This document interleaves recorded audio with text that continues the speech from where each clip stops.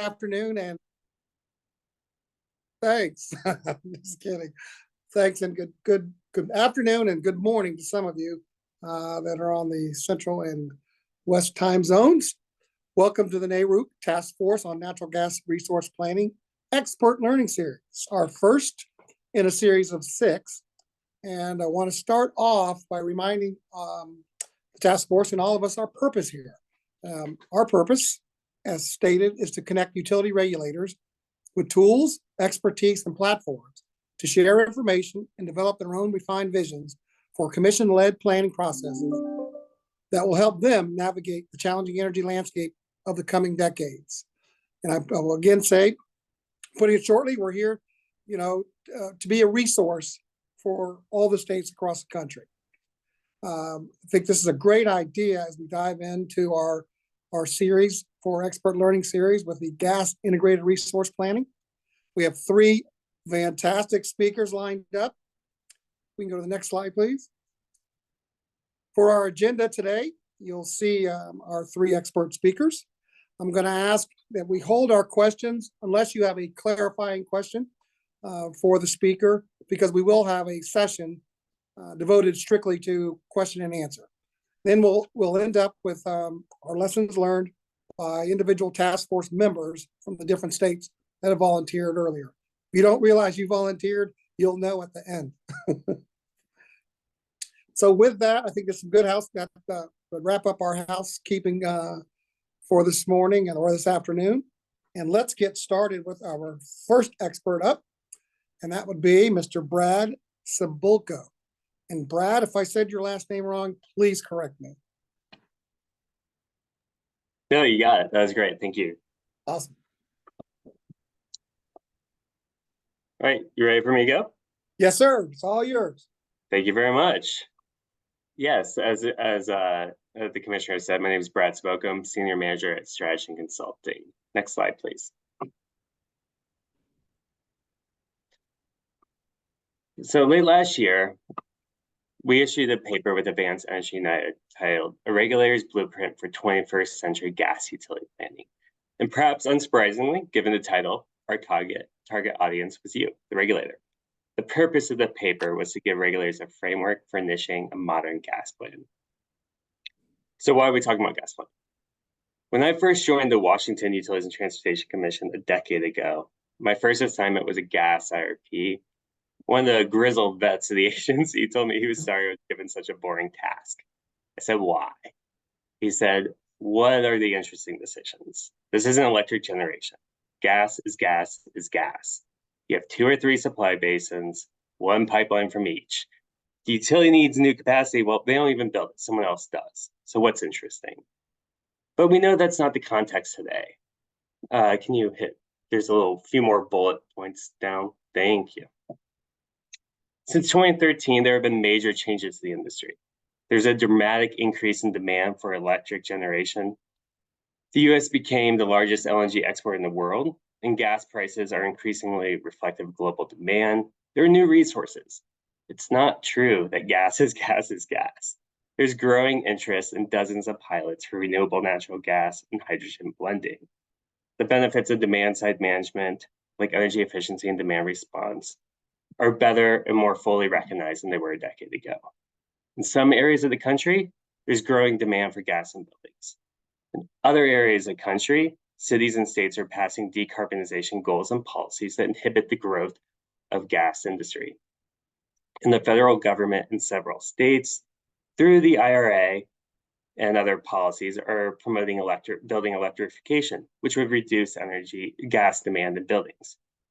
Given the rapidly changing sector and the uncertain future, gas planning can help regulators understand and contextualize the costs and risks to customers in the utility. And those costs and risks vary based on the specific jurisdiction, but the goal of regulators remains the same everywhere. Gas planning can help regulators ensure that gas service is affordable, reliable, and safe. Next slide, please. So the paper is divided into two parts. The first part touches on several benefits of gas planning. First part of part 1 it touches on benefits of modern gas planning. For example, risk management and transparency. Part 1 continues to walk through the core elements of a gas plan, including both the content and the process requirements. I'll jump to that in a second. The second part of the paper examines 5 types of gas plans. And this is not an exhaustive list of all the gas plans in the country. Rather, we chose a few differently situated plans for comparison. Next slide, please. And there are these small bubbles that ring the big bubbles. Can you make that? There you go. Thank you. I'm not going to discuss each of the small circles. But on the left, you see the process requirements. And that refers to the administrative and other procedural requirements. Our goal was to identify the key process requirements a commission needs to be considering. So for example, how frequently do gas utilities file plans? How far into the future is the utility forecasting? What is the role of the stakeholders in the development of the plan? If you could make the other circles, that's great, thank you. The analytical features refers to the components or content of the plan. So that includes the load forecast, the assessment of demand and supply side resources, scenario and sensitivity analyses, and as I will discuss shortly in my presentation, the capital investment forecast. Again, what we were trying to give regulators was just an understanding of what are the key process requirements and the key analytical features if they were to initiate their own gas planning process. Next slide, please. The second part of the paper is an overview and comparison of the 5 existing gas plans that we examined. So what you're looking at is just a sample of the types of comparisons that we made. The paper deep dives into each type of plan and highlights what makes that planning process unique. But as you can see for I think these are helpful graphics for understanding just the different approaches you can take. You can see that the New York long-term plans are filed every 3 years. Oregon and Washington gas IRPs are filed every 2.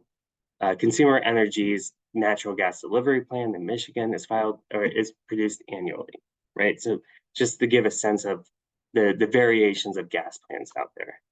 And then I'd also like to take a moment to highlight British Columbia's gas planning process. It has historically looked quite similar to the gas IRPs in Washington and Oregon, but it changed in 21 and 2022. Next slide, please. So around that time, 2021, 2022, the British Columbia Utilities Commission asked the electric and gas utilities to model each other's IRP scenarios and report back to the commission. So that's what we're looking at here. This is FortisGas's mission to the commission, showing the impact of British Columbia's BC Hydro's scenarios on Fortis's gas demand. So I'll say that once again. So what you see in front of you is a forecasted total annual gas demand by scenario.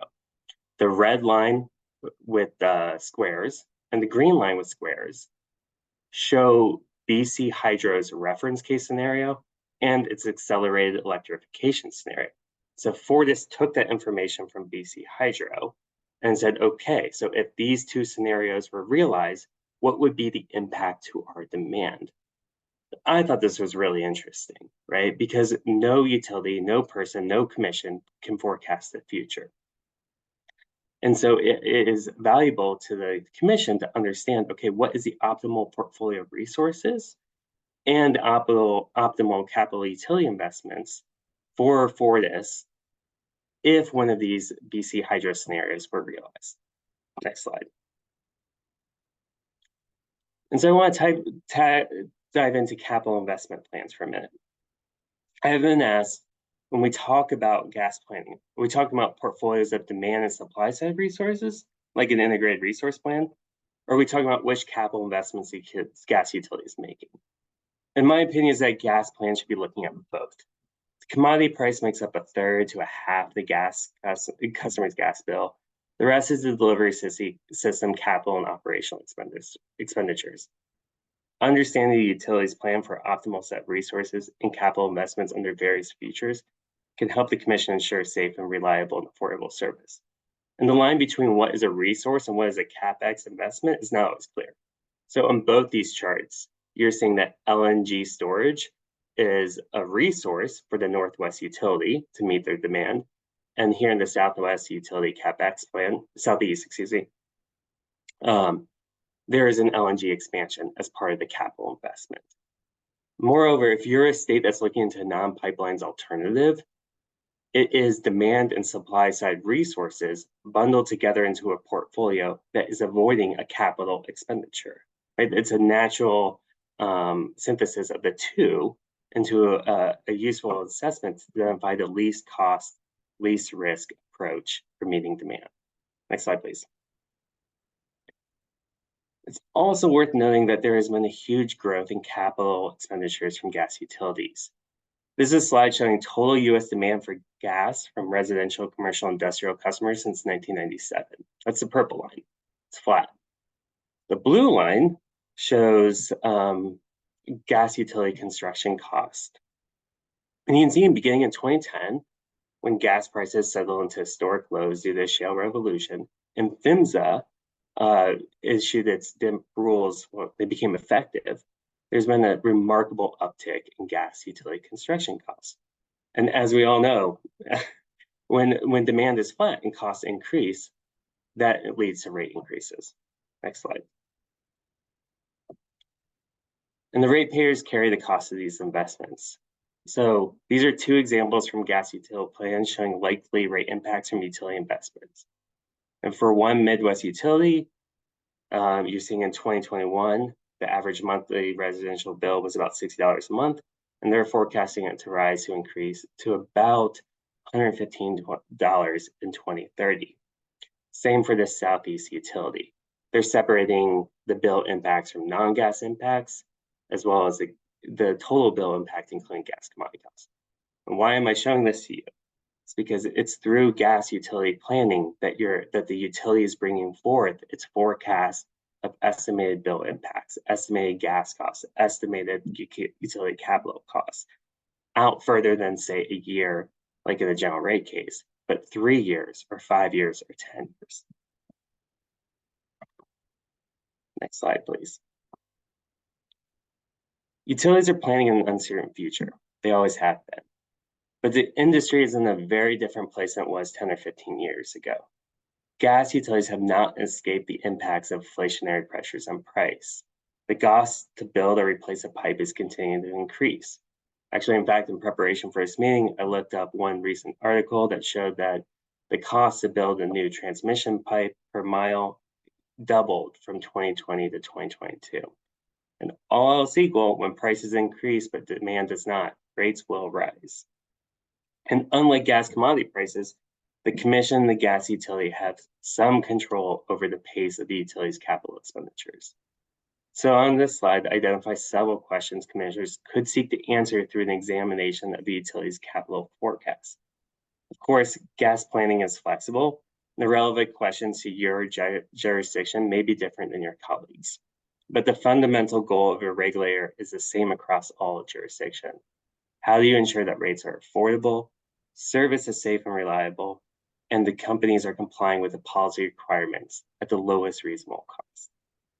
And that's it. Thank you. Thank you. Look at you all the time. Did I get Great it? job. Yes, sir. Great job, Brad. Appreciate that. I saw some questions pop up in the chat that we'll get to when we get to the Q&A. But thank you so much, sir.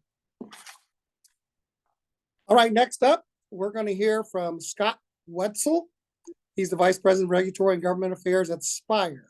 And again, Scott, if I pronounce your last name wrong, please correct me. Hey, good morning, Chair. Good afternoon, Chair, depending on where you're at. It's Scott Weitzel. I've been in the hey, you're fine. I've been in the utility industry for 20 years, specifically in natural gas.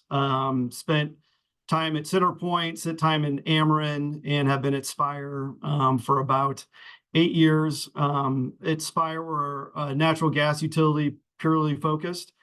We do have some midstream assets and an unregulated shop in Houston. And we serve states in Missouri, Alabama, and Mississippi. And again, Chair, appreciate you and the co-chair's time on this, and really all the task force members. This is very important. 187 million people use this product, and I'm looking forward to the conversation. Next. Great. Sorry, got a pop up here. So real quick, a little background on probably why we're all here and talking about it. One thing that I'm excited in this IRP process is to kind of address some of the things we're hearing at the national level, things that we're hearing at NARUC. We hear energy transition, we hear fossil fuels, but one item, some items that need to elevate more to the top are the true environmental impacts, cost to customer, and reliability. I think those are very important and items that we want to highlight in our IRP. And then after some of the policy discussions, I'll dive into the integrated resource planning and some key components from the utility perspective. So, as you see from this map, and was mentioned, current debates going on. Some states are looking at restricting natural gas use and infrastructure. Others are wanting the infrastructure for economic development. We hear this at NARUC, but also as constituents, customers are more sensitive and conscious about the environment. So a lot of aspects to this debate going on right now. Next slide, please. So we're at Spire's an interesting situation, and potentially maybe like many of you commissioners who are kind of debating or thinking of exploring this in your state, we are developing our first IRP to be filed this summer. So, we're looking at best practices, we're looking at other states' IRPs, but it allows us also to propose some other themes. And I hit on those about environment, customers, and reliability. And I'll take a quick dive into those where when you look at the facts and you look at the electric IRPs, which I think is an important component to this. When we talk, in the previous presentation, a 6% increase or this or that. That's fine, but how does that compare to an alternate fuel source? How does that compare to electrics? Is electrics 14 and 18%? Is 6% all of a sudden bad? So I think as commissioners and policy and evaluating energy in your state, we got to start tying these together, and that's what I plan to do with the IRP. Next slide. This is just a quick snapshot of I was putting the presentation together and just went out to all the RTOs that are close by to me, PJM, MISO, Southwest Power Pool. And I feel like the perception is, and it could be in some states, a very green electric portfolio. I think that's the perception nationwide. And in fact, in MISO and Southwest Power Pool, at this point in time, again, I wasn't trying to cherry pick, just dumping stuff from my presentation, 82% fossil fuels, 84%. In MISO and Southwest Power Pool, coal was the greatest generator at that time. PJM was delivering 3% renewables with coal the third highest. So, we're trying, it seems like we're trying to solve problems 30 and 50 and 60 years when we've got real problems and issues right now. So just trying to level set there, and I'll take a greater dive into the next slide. So again, this is why some of the facts I think are going to be important in highlighting in IRPs and layering in the electrics. Here is the most recent greenhouse gas emission by sector I could find on the EPA's website. You could see the smallest, lightest blue is residential use. So this is natural gas, this is propane, this is heating oil, on the East Coast. So right now, customers, constituents using natural gas in their homes, residents, they're the lowest emitter by sector. And that's why I'm sometimes scratching my head. Why is there so much of focus on this when you have transportation, when you have electric generation, with huge amounts of greenhouse gas emissions? Now, we know the electric is going to be shrinking. Many of you probably have electric IRPs, and most of them have passed to reduce or zero. But I would recommend always taking a deeper dive, in the 2040s, 2050s, 2030s. I see 1,200 megawatts of baseload generation that's carbon free, or 800 megawatts of battery. So a lot of these have technologies that aren't improving, but in general, that's why I've seen it in some of my jurisdictions. I'm like, why are you trying to move people from 6% to 25%? How is that better for the environment? Next slide, please. And then again, I mentioned the number and the importance of this task force. 187 million Americans use natural gas, and I feel like the customer and the constituent is sometimes forgotten about, and I'll highlight that in the IRP on growth and people picking our products. This is from the Energy Information Administration. And, as you can see, they put out how gases save customers $400. And this is just for winter.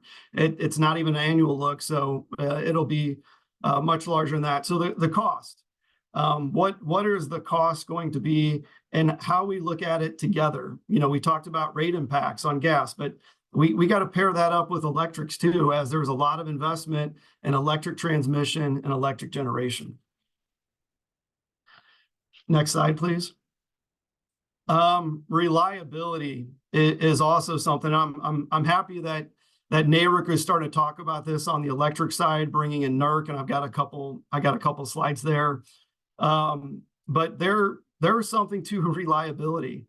Our system, which mirrors the nationwide gas, is near 100% reliable, where no one will have an interruption.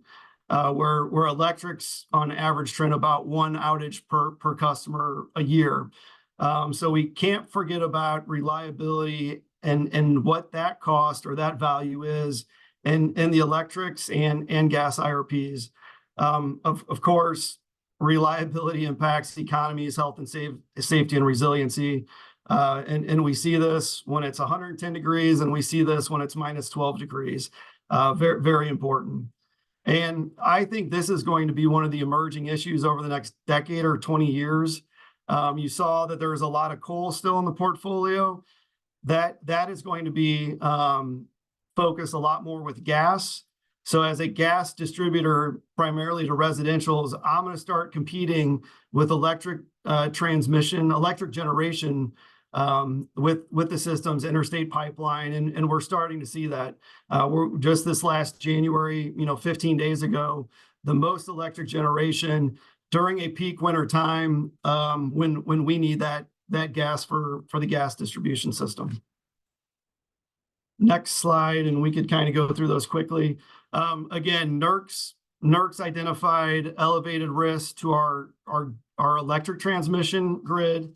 Next one, they got a new graphic designer. It's prettier, but still identifying risk, whether it's the summer, the winter. The electric grid by itself is going through this transition and reliability concerns. But how does that impact the gas LDCs? As we're looking at the same interstate pipeline system. All right, so that was kind of some of the policy items that I've been hearing nationally and in NARUC that I definitely want to address in my IRP. Again, let's bring parity to electric and gas, the benefits, the cost, and I think that'll help planning from a commissioner perspective as we're looking at resources and ultimate cost to customers. So the IRP, this is one slide with 12 buckets, but a lot of the great IRPs I've seen in this country are 270 pages. Dominion Energy in Utah has a really good one that we're looking at. Chairman Atlanta Gas Light has a great one as well in your state that we're looking at.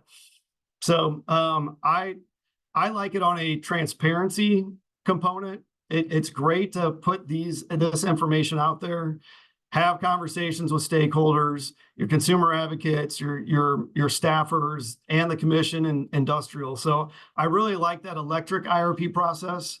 and plan to copy that in the gas, because that stakeholder engagement, everyone, let's throw stuff out there and let's start looking at all these items that we want to talk and map about. So again, just some big buckets that most IRP components have. So this must be a popular graph or cool, and this is from AGL, and previous presenter had it. Just looking at all the buckets on investments that we're having to make as gas utilities. So we could quickly go through that one. Next. Yeah, so besides the company's distribution, investment, and planning, a big component, about half of your bill, is your purchase gas adjustment, your interstate pipeline, your storage, your supply. This is another critical part that gas utilities need to be mindful of as we're planning, as we're looking and identifying potential deficiencies. And like I highlighted earlier, I think this is going to be an emerging issue for the next 10 or 20 years as the electric generation transformation happens and more gas is going to be built and called on.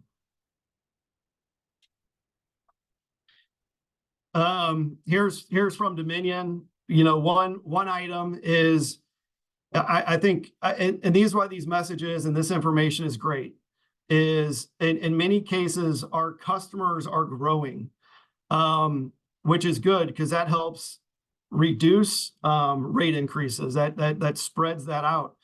And at the same time, our throughput is decreasing.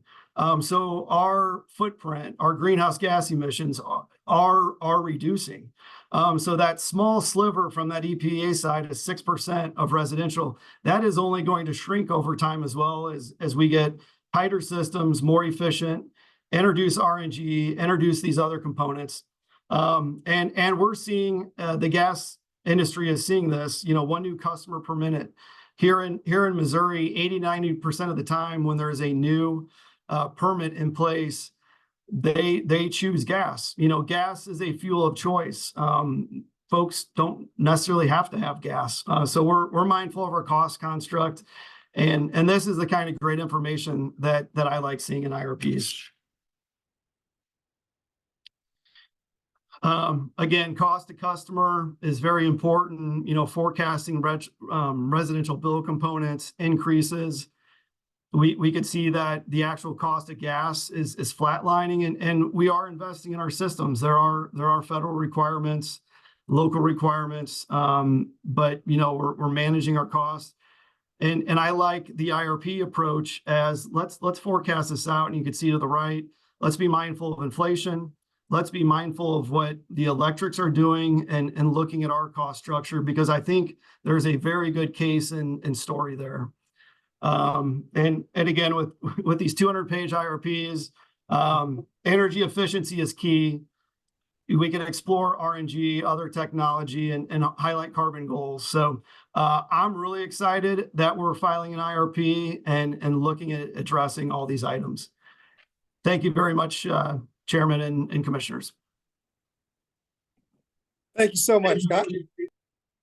Great job. We appreciate it. Look at you, right on time too. You guys are setting the bar high for Mr. Byron Harmon, who will be our next speaker.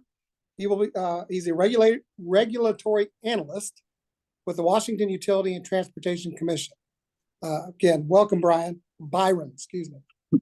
No worries. Thank you, Commissioner Johnson. Thank you for the invitation. I'm honored to be here. So yeah, my name is Byron Harmon, and as the Commissioner said, I'm a regulatory analyst for the Washington Utility and Transportation Commission. So I'm here to offer a little bit of Washington's kind of like a case study, firsthand experience of how IRPs can help navigate regulatory changes. So next slide. So first, I'm a state employee, so I need to offer a little bit of disclaimer about the information I'm about to give. This is my informal opinion. It's not intended as legal advice for any utilities that are watching. These opinions are not representative nor binding on the Washington Utility and Transportation Commission. So with that out of the way, we got a lot to talk about. Next slide. So I was asked first to briefly state what the status quo is or was in Washington. So traditionally, integrated resource plans are basically trying to solve two halves of a puzzle. What is the demand that we anticipate from customers going into the future? And then what's the lowest reasonable cost portfolio to meet that demand? Next slide. So here's a visualized map, kind of outlining what that process looks like. It looks like there's been some formatting issues with it. But generally what we do is we start off with this question of looking at our customer counts, breaking it down by customer class, anticipated use per customer. We look at heating degree days, and then we get this kind of forecast for what demand is going to look like in the future. Then what we do is we start looking at fuel price forecasts, hedging strategies, storage strategies, conservation, so like energy efficiency rebates that the utilities engage in. And then there's some further regulatory considerations that go into this lowest reasonable cost portfolio. And then out of that, we ask the utilities to generate what's called an action plan. So basically an idea of what they anticipate doing over the next 2 years. Okay, next slide. Now, what are the big drivers of change here in Washington? So we've been seeing some really, really large regulatory changes to our landscape here. Right off the bat, we have some equity considerations. So when it comes to multi-year rate cases, the legislature has asked that we consider equity as a consideration of the public interest for determinations. Next, we have some building code statutes that are driving energy efficiency while also setting goals around building fossil fuel emissions. Next, we have a cap and invest law colloquially called the Climate Commitment Act, and that's administered by the Department of Ecology. So next slide. So looking at equity, utilities are being asked to consistently apply an equity lens, and the IRP is an opportunity for utilities to demonstrate that they're applying this equity lens, one of many. So within the IRP, when it comes to, say, siting pipelines, siting compressor stations, those come with local environmental impacts that have traditionally impacted marginalized communities and environmental justice communities. We can look at the participation in company programs, especially energy efficiency programs, low income programs. We can look at customer demand elasticities. So, as we see a cap and invest program come in, there's going to be price impacts, and we expect customers to respond to that. And understanding how various demographics respond is essential to that question. And we also want to be very clear that this isn't intended to just be a paragraph that's put at the end of the IRP, but rather this is a consistent equity lens applied throughout the entire document and the analysis. So next slide. Now we're looking at building codes. So within our RCW, so that is our statutes, the legislature has mandated that we have a goal of building zero fossil fuel greenhouse gas emission homes and buildings by the year 2031.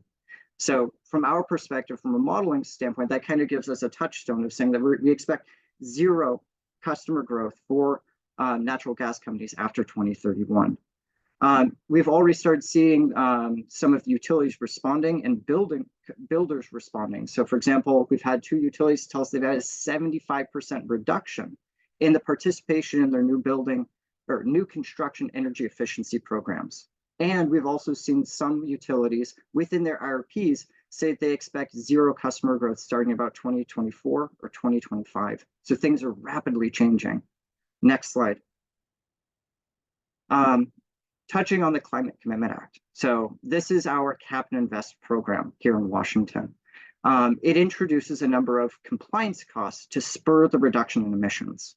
So utilities are required to either purchase emission allowances, offsets, price ceiling units, or to purchase lower or no emission fuels. Gas utilities are allotted free allowances to give them kind of a buffer into the future so that there's not this immediate price shock. However, the number of free allowances is supposed to decrease over time linearly by rule. This means that the utilities must purchase more allowances each year unless they reduce emissions. Simultaneously, so that is while they're asked to purchase more emissions, the price of those emission allowances are also supposed to increase by rule. both by 5% on the top and the bottom. So next slide, so we can see a visual representation of this. So this is staff's projection of what these costs would look like in terms of a per therm impact to gas prices. So we can see that it's a very quickly accelerating price ceiling that should be driving customer preferences. And again, this is assuming that demand doesn't decrease. So if demand were to decrease, the amount of allowances that have to be purchased would also decrease. And so therefore the impact would be smaller. Next slide. So we've had a lot of information just thrown at us, and it's been a really steep learning curve, both for commission staff, but also for the utilities we're working with. The Department of Ecology dropped the rules as they published the rules for the Climate Commitment Act in the middle of an IRP cycle. So we had a lot of utility staff who had basically lined up a lot of their models and a lot of their numbers, and then suddenly here's this big regulatory mandate that they have to adhere to. And so we got a lot of interesting analysis and a lot of different forms from all the utilities as they kind of struggled to come to terms with it. So we saw a lot of them saying, okay, we're trying to like estimate what are the costs of these allowances. So we're seeing a lot of compliance cost estimates. We saw a lot of attempts to model decarbonization. So for example, saying, oh, what if we were to linearly decrease customer counts? What would be the bill impacts? What would be our portfolio impacts? And we get this issue that arises where some of the utilities were saying, well, we have these fixed costs, and if the customer counts are declining, the ratio of fixed costs to customers will go up. And this creates a very strong price feedback or price signal feedback for customers and bill impacts. We saw a lot of utilities starting for the first time to start modeling customer bill impacts as they respond to these diverse portfolios and stress testing scenarios. We also saw them doing a lot of investigation into these markets of emerging alternative fuels. So we saw them looking at price estimates for renewable natural gas, for hydrogen, for ammonia, for synthetic methane. And then we also saw them exploring the role of conservation in mitigating customer costs. So they were saying that in certain circumstances, the actual costs of these cap and trade programs or the cap and invest program could actually be offset with rigorous enough energy efficiency programs. Basically, by reducing customer reliance on the fuel, it would actually reduce the total bill impacts. So customers would actually be netted out neutral depending on the aggressiveness of these programs. So next slide. However, there's still a lot of missing components and next steps. So one of the issues that we really struggled with working with utilities was really getting the utilities to wrap their heads around these building codes and the impacts of building stock attrition. So this idea of building stock attrition is like, imagine that you're on like a street corner and you have like this like 50 years pass in front of your eyes in like a kind of, in like 5 minutes. Imagine how many buildings won't be there. And so as these buildings fall out of service from, fires, demolitions, buildings being condemned, abandoned, non-economic drivers of building stock attrition, that's going to have an impact on the customer counts. And getting the utilities to really grapple with that question has been really tough for us. The next issue that we've really been trying to grapple with utilities with is understanding and articulating the very clear possible risk of a positive feedback loop between these building codes and the cap and invest program. So that is, as customer counts decrease, either due to electrification, either due to attrition, or either in response to price signals and elasticities, that means that the ratio of fixed costs to customers will go up, and that will also mean bill impact. So there's this very clear risk of an unstable feedback loop. And it's been a real struggle to work with utilities to actually fully articulate what the dimensions of that risk are. And then once we've been able to articulate it, we then have all these new questions that come on. It's like, now that we articulate this risk, we need to start answering these questions of what is this known unknown?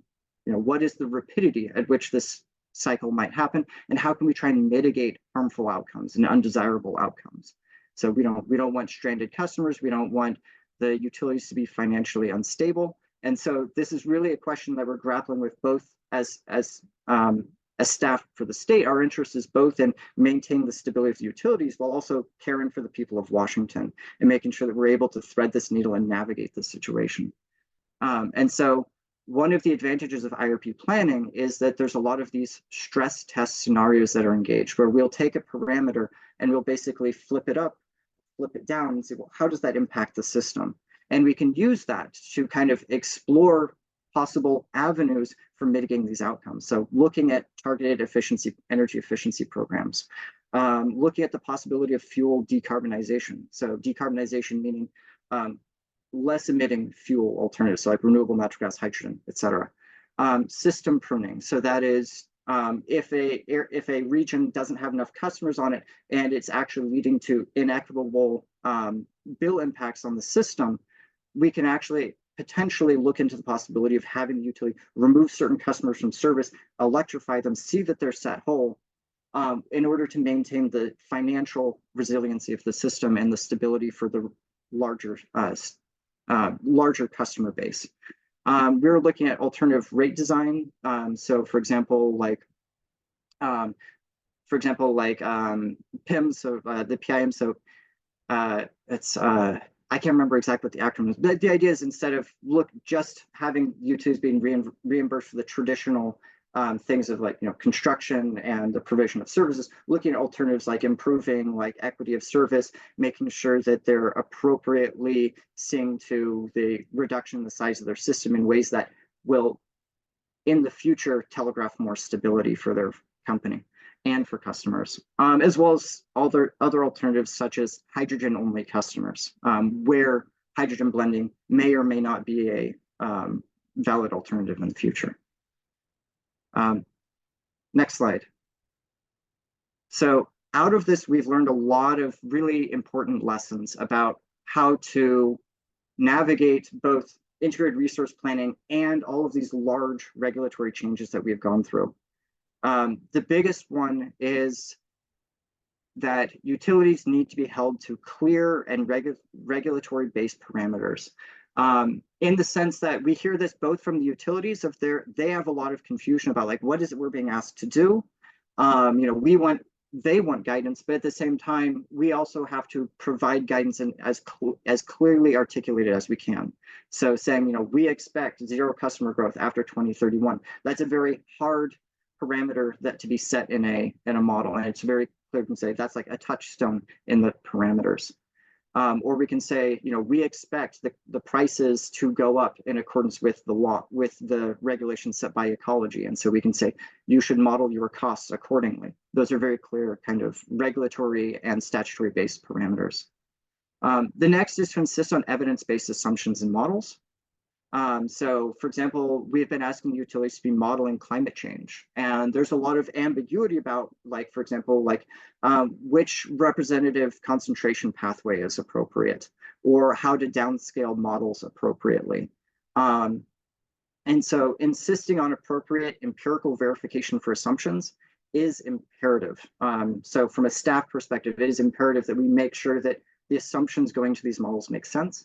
And where there isn't an empirical basis, because we have to be fairly honest here, sometimes the evidence doesn't exist yet, or the studies haven't been done yet.